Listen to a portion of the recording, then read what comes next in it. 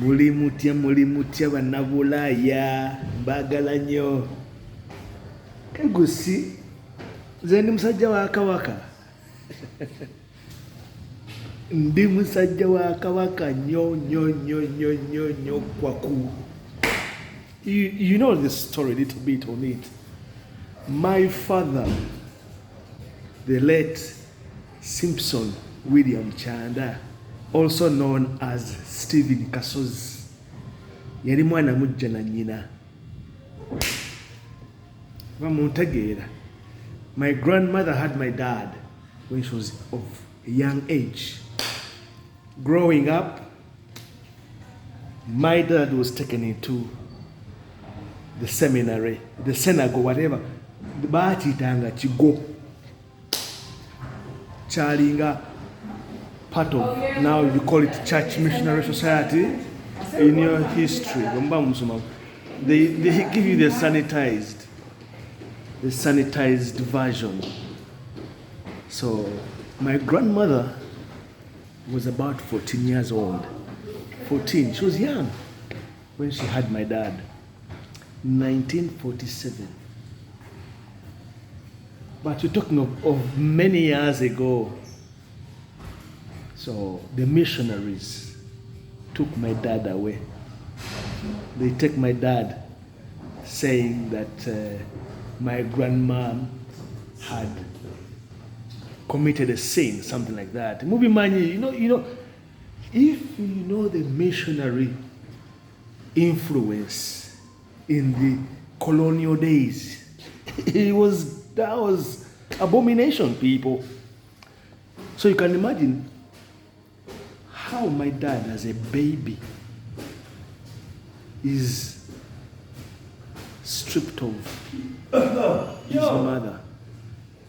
And, yeah, I'm doing a video quick. I'm coming inside there. I'm coming inside. Yeah. So,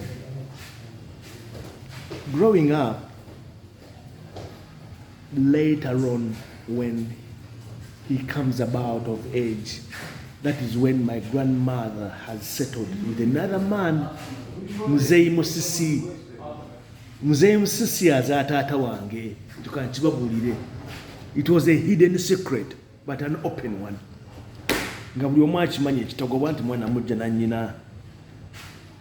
And that was a very big conflict for my dad. And, later on, when he begins school, secondary school, do you remember the formative years is in the synagogue, Muchigo. The formative years of my dad. He came about, I saw the picture with my grandmother and my dad. My dad must have been about 9 or 10. Very young. Those are the things that came out of the seeding. You know, when my dad fell ill, he spent the last few months in Chitagogwa, and he wrote almost a 40-page will exposing everything. I don't know how he did that, but he had 2 wills as well. One he wrote in 1979 and one in 1980 something. So, but this was the written will, which the lawyers were informed that upon his death, they have to go in the seeding by J.A.B. into Babisome. Hey! My dad had written. He was very smart. He was a very clever man. So he had exposed everything. N'agamba nti buli kimu kyenkoze mu bulamu nkikoledde mukazi wange Victoria Knight Kyanda. Hey! Agamba family drama. Fuwafu yatandika dda 1990. Kambazeeyo n'abazaayo today madage mbozi mpanvu. It's a long story, people. Kubanga people you don't know nti His Highness Frederick Muteesa was a personal friend of my dad. Personal. Not via Buganda. No, personal friend. In 1965, the graduating class of Mengo Senior School my dad is the head boy, head prefect, head of the year, Mango Boys. He goes later on to form the Mango Boys Club. He wins a scholarship, a football scholarship from Buganda, after scoring a winning goal against the Kabaka's football team. Muchimanyi nti the Kabaka of Buganda, the late Sir Frederick Muteesa, was an avid footballer. Yazanyanga akapiira kenyini ne bamukuba n'endobo n'agweri. He distanced himself from the institution, as it were, when it came to his personal life. And then when it came to his, of course, he had a life of being the king. He was duty bound.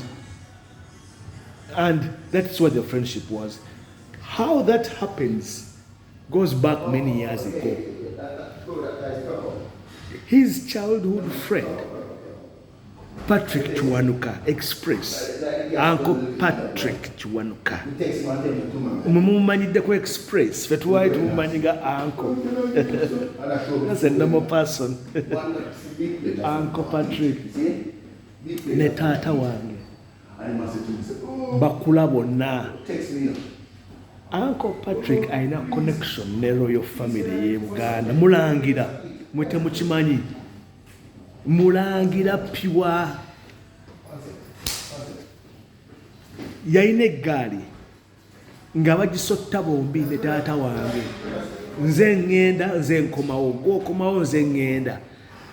Basisinkana wankulukuku gye batandikira emisomo gyabwe nga kati taata wange ng'olwo amaze okuva mu seminare secondary ali Kitagobwa asomera gundi Wampeewo. Omupiira bakutandika ogw'ekika ewankulukuku. There was so much. The distance in between, I can't even imagine how they used to make it. Name nine, boy, it can take you far and beyond. So they developed this friendship. I think they were around 12 years old when they met in Wampeewo Take Senior Secondary. You know Wampeewo School? Mulimanye abali kyaliyo bambire essomero eryo lirina abantu bangi nnyo abaliyitamu. Their hands that went through Wampeewo Senior lyali ly'amaanyi nnyo Wampeewo. Naye nga likola ki? Nga ligaba obuyambi. Nati kati ebedda nga you go to the district educational board kugombolola kasita bange osomye bulungi. Ne bakuwa ki? Basare oba sikaala. So that's how my dad teyali nnyo with the silver spoon. He didn't have a silver spoon. Life must have been very, very hard and tough. He cared very much about me especially and the rest of my siblings. He was a very, very caring dad. He would do anything to make sure that we get what we want. But of course he was rich. He was a rich man. He was a very rich man. Yagagawala mwana moto. Now, that played on him very much. Kati from Wampeewo, he would get a bursary. Kati abana basomera ku bintu ebyo balinga abana bagezi. Balina Uncle Patrick. Emboozi ne Ronald ayinza okutagimanyi oba peki. Njabba wuli emboozi. Kubanga nze njirina. Muzeeyi wange twanyumyanga emboozi nga tunyumiza ebintu bingi nnyo. That is how their friendship begins and would go later on into football. Seriously, that wange omupiira gwe gwamutuusa awo wonna. Yamanyika nnyo.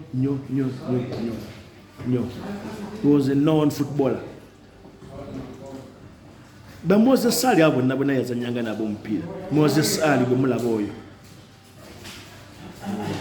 N'abalala bangi nnyo amanya gyegali.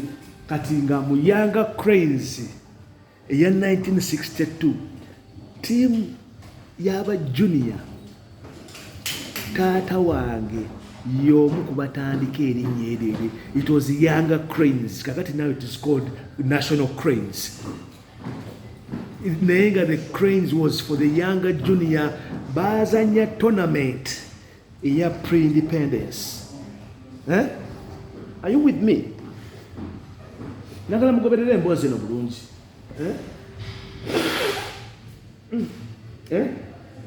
Kakati independence junior team ezanya mpira ogwa independence anti Uganda egenda kwefuga amefuga. My dad was in that team. Eyo naina tebiri mu records kubanga babitwala nga babitwala. Kati mu national team mwe muli omwami gwenzijuka bamitanga Lubanjwa. Tata wange amusanga later on in the 80s nga is falling on hard times. Ngabera namugulira n'ettaka nemugulira ettaka ekyebando. Lubanjwa was a footballer who played in the national team. Finals 1962 independence. Yeah.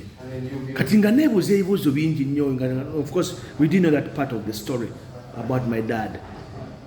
Junior team kati Kabaka agenda kumanya taata wange much better around 1965. Ali Mengo Senior School, Mengo and Burange is like here and there. Baza nnyo mupiira. So the climax of that would be at Wankulu. Waliwo omupiira oba gwali gwabika siri sure naye nga waliwo omupiira nga gwali gw'amaanyi nnyo. Omupiira gwa Buganda. Omupiira gwali gwa Buganda. Of course nozera gwali gwabika. Akati gye biggweera my dad scores a goal against the Kabaka's team. So the Kabaka was very generous enough. He gives my dad a scholarship. Then they became friends from there. That would explain why you would end up working in a mango growers cooperative union. Kakati mbabulire emboozi bye mutamanyi. Those who know Buganda Kingdom and the mango, the connection doesn't go far. Are you together? Tugende maaso. Kakati by 1971 the king has passed away here in London. You know the story.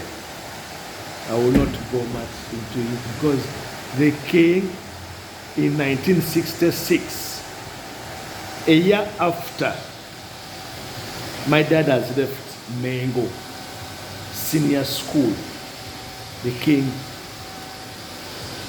they attacked Buckingham Palace. You don't know what happened.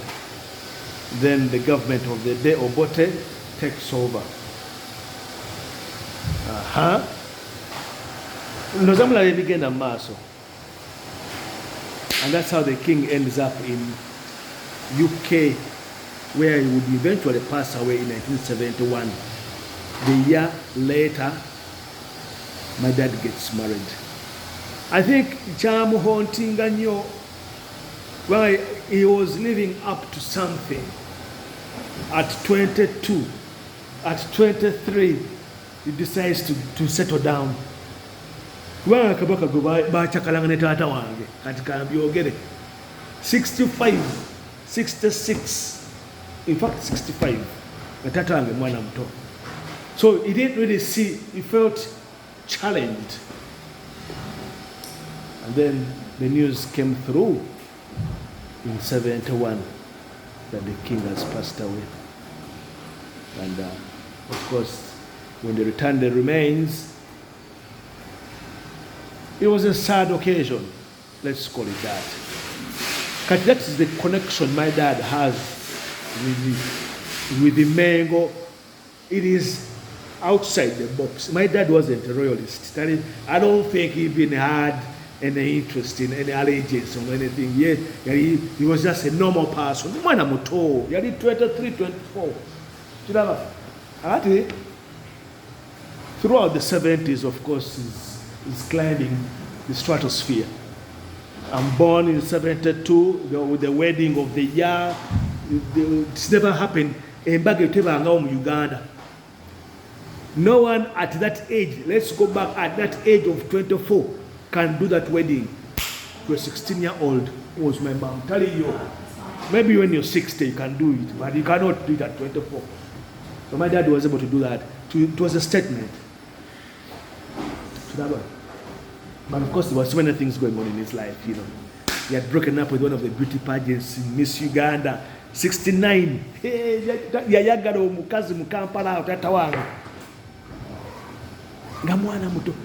In 1969, 70, my dad was 21. Hey, he was young, but he was now working as a principal chief financial auditor, you know, in a very big growers union cooperative. Bamazo komo kuve Russia, or bote ya batwale Russia, common man's charter, that thing that he came up with and all that. But it didn't materialize. Uganda should be a socialist now, socialist country. Nyerere, I know everyone. By now, I'm 7 years, I never know. Beba Chikos charter tawang. Bana bato. Vugazi Benz, Kajambia. Anyway, we're going to jump to 85. Kabaka Ronald Mutebi. Nze mulabako the first time in 1985. Neba amogerangako nti ali Bulaya. Yali akomyewo mu kuziika mu 71 okuziika ko tata wange babirimu nnyo, they were involved. Beba aliwo abagagga. Tugamba abagagga not nti Baganda no. Back then, Buganda relied much more on the billionaire elites. Tuli mu post-independence. They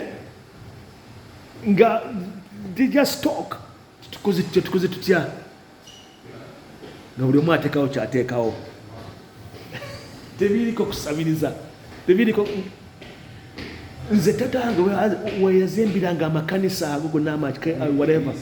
Nga teri kusabiriza.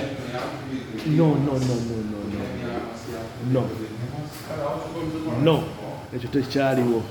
So tukula tugamba tubayogera awaka nti omusika osugi or whatever gwe basaako gwe basigira Obuganda whatever ng'emoozi ebeera muli bana bato. You kind of don't get these things until later on.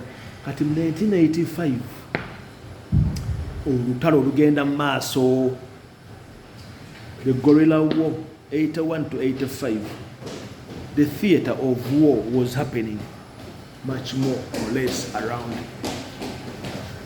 those people of influence. Abagagga era meeting for awakazi abeerangawo meeting ne ku farm ne bagamba ku farm yaffe Kakiri twalina farm, a model farm. Twalina model farm ey'amaanyi ennyo. My dad was in agriculture. Kuliko zi tractor, kuliko ebyuma ebikama ente mu 85 bivudde Germany. Model farm yalina. Hey, it was a beautiful farm. Kuliko amayumba byonna ebyali destroyed during the war. Ngene side embalima, side emunte. So anyway, the Kabaka returns. Era 85 kambabuli ekintu temutamanyi. Bwe bajjako Obote July the 25th. Nzijukira olunaku olwobulungi nali mu P5 Buganda Road. Twalina mu class. Hey, they had to close the school. Parents running to pick up their kids. Army cars coming. Abana ministers, everybody. I would never sit down. I've never seen those kids again. The Congos and the O's and the O's and everybody.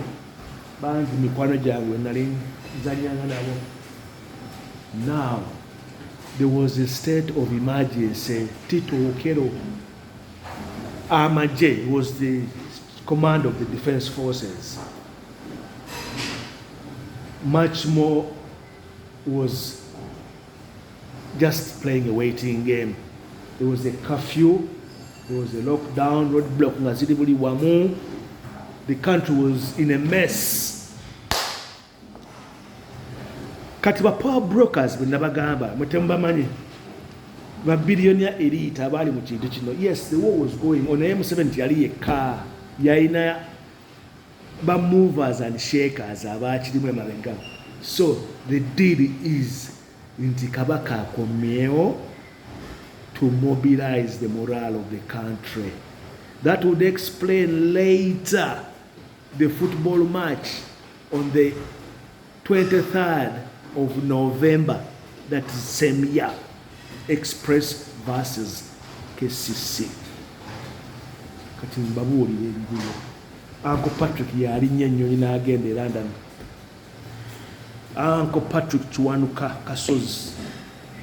I don't know what he talked. He convinced the Kabaka. I don't know what he had to do to convince the Kabaka. But what we know, the Kabaka was back to Uganda. Era yayita Kenya. Najja via Busia. Not clandestine. But on a low profile. Yasibira wa Kampala. Now the debate was kakati anasulawa. We have a palatial home in Kyebando. Abamanyi ewaffe we twabeeranga. The Kabaka came this close to being hosted at our place. Nay, for other reasons that I will never know, Uncle Patrick made the decision.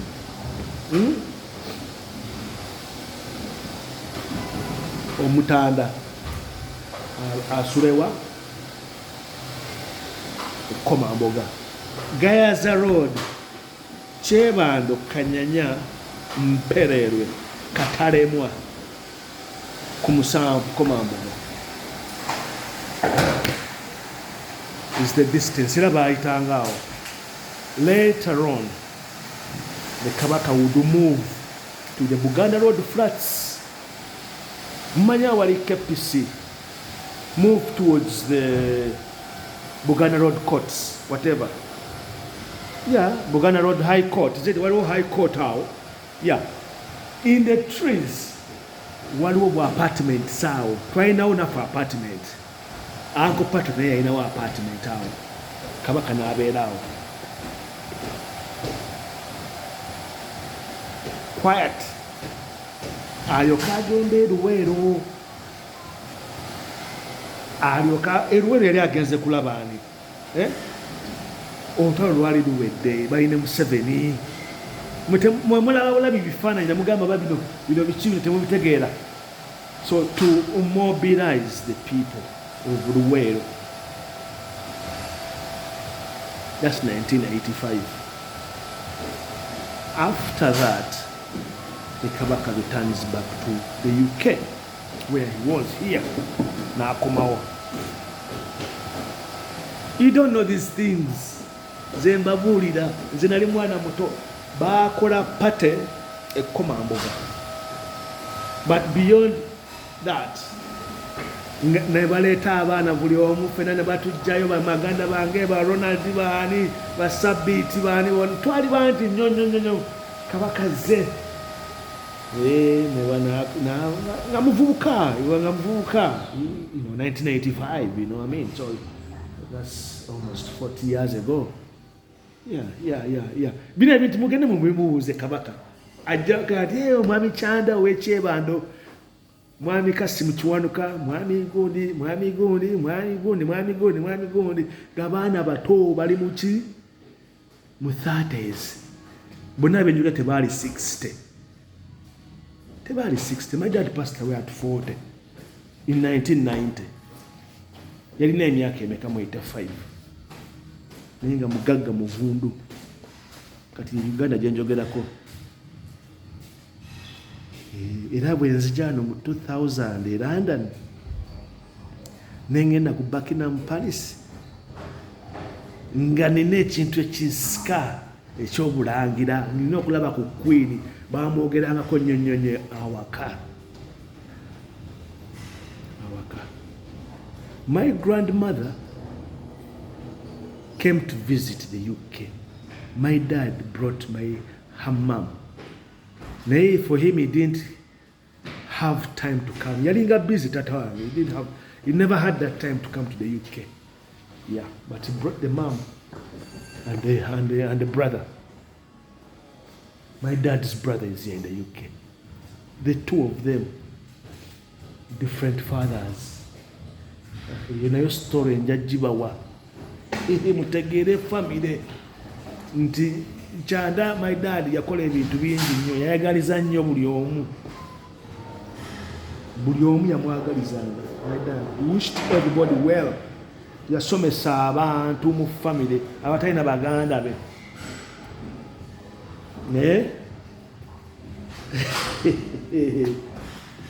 Bya happening in 1990 mulinde story erina mu Muno newspaper ne mu Ngabo. The passing of my dad in 1990 sent shockwaves in Kampala. People couldn't believe it. People couldn't believe it. My dad was an enigma.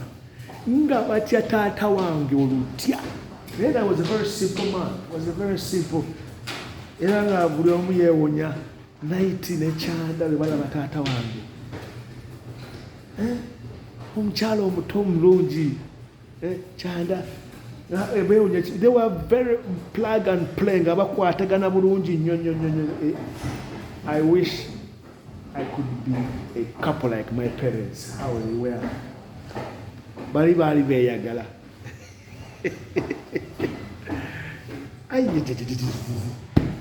Sweet breakfast. Yani byonna kawungeezi bali ku balcony bali muzigawuni mudemu bisenge byamwe bitali byonna. Growing up in Kyebando, whatever, man, I tell you, shopping over the weekend, tugenda mu Uganda ko supermarket. Mujimanyi, mwaji shopping akoko ya Sebagala. Uganda ko supermarket yali ku mujita Cham Towers wansi. Manyi wina classic ebijja luvanyuma nnyo Kayondo Shoe Company. Jitwa jange ngato Drapers Building ekyo kati mwakifula Queen Chambers yali departmental store, the only departmental store in East Africa. Mbawa store ya Njajibawa tuwagula ngayo kintu watoliko kugoni ku invitation bange bitu byavanga London kati bano balwadda basara abo mutamukanyakana wina gondi Lady Charlotte ngabo wala batone bagagga walanga ba shoppingira bagagge London ye Uganda jemba mulira suitcase nezijja yakomyewo naffe batwetedde ebintu bino bya mukyala Kyanda nebyani Benz nezisimba ku Lady Charlotte yawo Incotorio Hotel ng'erina gye bayita Trattoria. Temujimanyi. Do you know Trattoria restaurant? Yali mu Incotorio ng'eriko balcony obumuli bwemuti bwetoolodde paka bweti. Abagagga bamuzeeyi baffe nga gye balira ebyemisana ku Sunday nga bagita luncheon buffet. Kegusi babulira emboozi naye nga bato because my mom was 20 something. You're talking of 80s, yali 28, 27 nga yalaba dda. My dad exposed my mom to so many things. So in summary, summarizing emboozi eno kubanga mpanvu evudde ku byago nagenda wa Queen wano, the Queen of England. I don't know if they still do those things. I'll check. There used to be what they call afternoon tea with the Queen. You remember these things, people? You would pay £50 to have tea with the Queen. Hey, Thornton and Manson. It's a departmental store in London. No, Thornton and what? Manson.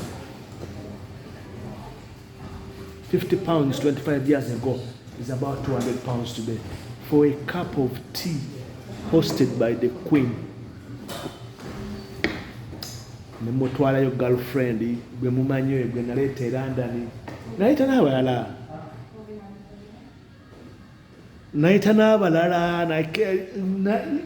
Kati wana abantu bakomplaining nti guno yalese omukazi nanze nkuyita girlfriend. Bikomaawo tebyeyongerayo. Ye n'asalawo asigale kuno. Ate kati godde wa mukazi wa Bettina tebiri byali bya nsonga zaffe. We had our drama. Buli musajja akwana. Ku myaka gye nali nina, of course, nali 25, 27, 28. Then I give respect to my dad. Respecting and yagala mama wange. And he didn't want to be let down. Omukazi gwe yali alina okuwasa. Ne gwe yali ayagala banjawulo. Yali ayagadde ku bakazi bannalulungi mu Kampala. Bannalulungi mu Kampala. Nane bwe yayagalira mama wa mama yali muto. Yali muto nnyo naye nga akuze. She was mature in her ways. Kyala Kyanda, 16 years old, ng'avuga bamugulidde emmotoka Kaveera mu Uganda Motors Corporation, UMC. Era n'efaananyi weebiri nga tata ng'ayigiriza mama wange okuvuga. Ne tata wange n'agula Renault endala. Oli yambuye Datsun ne bagivuga. Ne bagivuga paka e Nairobi. Nga olwo bakyekwana. She was around coming to 16. She was just 15. Ne bagivuga paka e Nairobi. Renault UUI 110. I'll never forget that number plate. But motoka baji parking up. Nabagamba eno motoka yezaala paatu. Yavaako buli kimu. Just sorry, I wasn't there, man. I wasn't there. I wasn't there. Ebyali byabwe. Mama wange yali twanyumyanga emboozi waka. Gwe jangu wano mwana gwe. Oli mugezi nga taatawo. Taata wange yali mugezi. So byebyo emboozi bwetu bwebeera. Emboozi ya Kegus eri sourced from memories. Teriyo byagamba nti guli. Lwaba kati ffe tetwafuna chance bantu kutumanya. Nze mbanyumiza bye mutamanya mwa bantu bawuliranga eŋŋambo mpitirivu nnyo. Abaawo balina emmundu bita byonna benzi bita bifuluma. If my dad wanted, he would have been a minister. If he had wanted, he would have been somewhere in the government. He never did politics. He never did politics at all. Noza kino ekyakabaka kye kyamumalamu nnyo amaanyi. Kubanga beemiitinganga mu Suzana. Umanya Suzana night club? Nobody yakyakalirangayo. Mwemanyi story ya Miriam Matembe? Miriam, Mama Miria Obote, Karule. Hey, you don't know. You don't know. All that glitters is not gold. Bebachana, bebwala abaali bannalulungi. Abawala abaali mu Kampala nga abalungi bebo. Yali muka musajja. She was somebody's girlfriend or wife to be. Maya Gundi, Mayanja Nkanji, Minister of Finance and Planning. Ne bamusindika omuwala Mama Miria Obote, ne bamusindika e New York akole oba secretary. Je emirimu egyalingawo egyebbeeyi. Ne mamangu yakola. company secretary. Obote aba ali New York. Before independence, because he wasn't married. Yeye no mukyalo Obote. Omukyala gwe yali alese Kenya. Bitaba byogerako. Omukyala w'Obote yali Kenya. Fero Langi. N'ayagala ani Miriam. Namwasa. Ye KY. Kabaka Gayaza. Yes, that's my. You okay? Always chatting. Yeah. Finito? Yeah, that's Good girl. quick one. It's up. No, believe me, you are right, because the minute you stop, so because I'm tired, I'm now with the heat and everything, you know. Okay, darling. I'll do as much as I can, and that's it. Okay, I'll see you tomorrow. No, Maybe. Wednesday, hopefully. Wednesday. Yes. Okay, be good. See you. All right. Okay. Eh? Oh, wow, we got a big good. Oh, the guys are packages. Good? Bien, bien. Senga mwala mama wange ng'akola bwa secretary.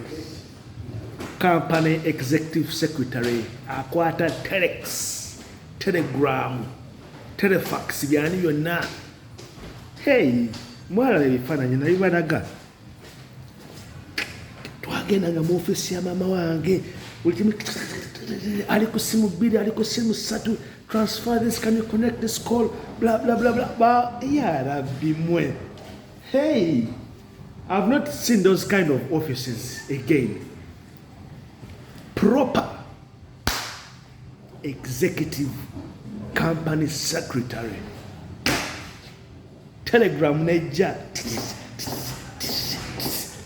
No, you're not sending a telex back to London. Hey, you would be mesmerized. Now look, I want to shorthand.